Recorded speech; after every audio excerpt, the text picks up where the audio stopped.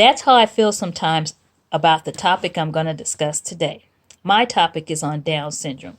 According to the Wikipedia, the free encyclopedia, it states Down syndrome is known as trisomy 21, which is a genetic disorder caused by a third set of chromosomes.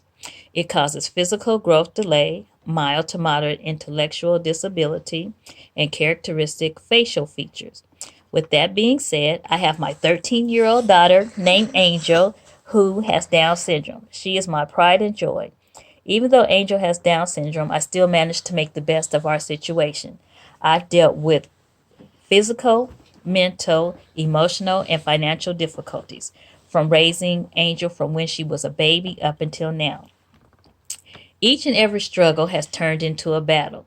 Some I have overcome, while others I am still battling. Either way, her disability has become more comfortable to deal with.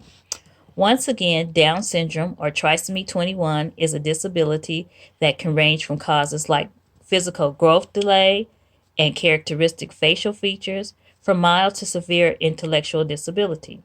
For example, just like people who are dwarfs are born with growth disability, normally people with Down syndrome tend to be a little bit shorter than the average person.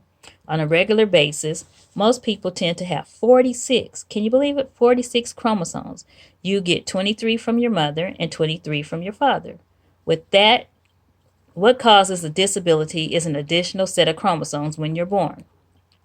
Besides that, Down syndrome can be associated with several medical and developmental issues, including heart disease, thyroid disease, and sleep apnea.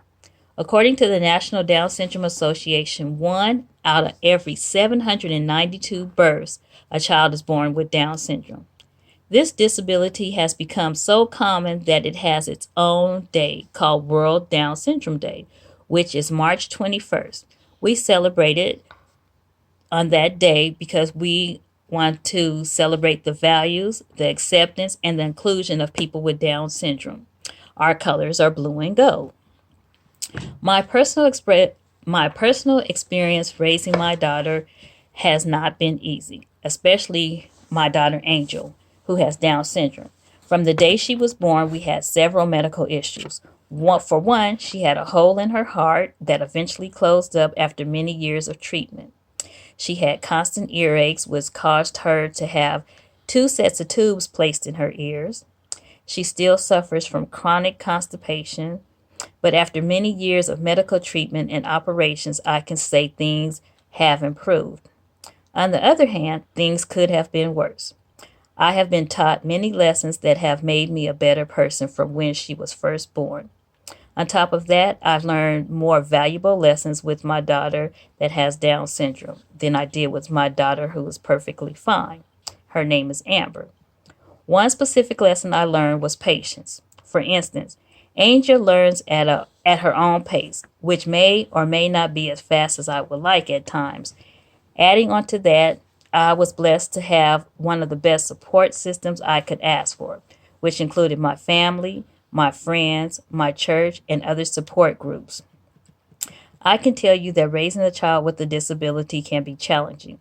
There isn't a handbook or a manual that help you to decide what's best for your child well-being, growth, or development. With any form of parenting, raising a child is an adventure for any parent, but it is a journey for us, parents with special needs kids, because it has a few more twists, turns, ups, and downs.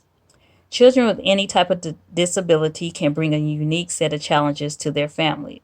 It is knowing the nature of the disability. They are emotional struggles, financial struggles, and physical struggles. The fact of knowing that if you cannot financially support your child can be alarming to your health. An example of this would be not able to pay for your child's medication. If you don't know by now, trying to pay for something and not being able to pay for it, not only does it break down someone's pride, but it also leaves them to worry about what will happen next. This type of worry is scary. It's more like a fear, and a kind of fear that leaves you questioning yourself as to whether you're a good enough mother or not. How can I not afford to pay for my child's medication? As stated before, these struggles can range from physical, emotional, spiritual, and behavior issues. Did you know that the National Survey for Children with Special Healthcare Needs did a survey of children with special needs under the age of 18?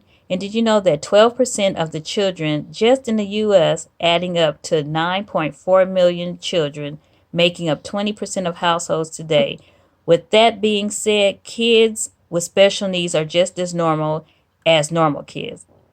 It takes more time and an extra push to raise them, but being a parent of one, I searched for help and advice on adequately raising my child with Down syndrome, which I found. First, you must know your child's condition and learn everything you can about it. That way, you can assist with their development and also advocate for them. Secondly, you help your child to be as independent as possible. Thirdly, you should know how to help and be involved with your child's education as much as possible. And fourth, know that playing can be both educational and therapeutic. Lastly, join as many support groups as you can. They help with questions and concerns.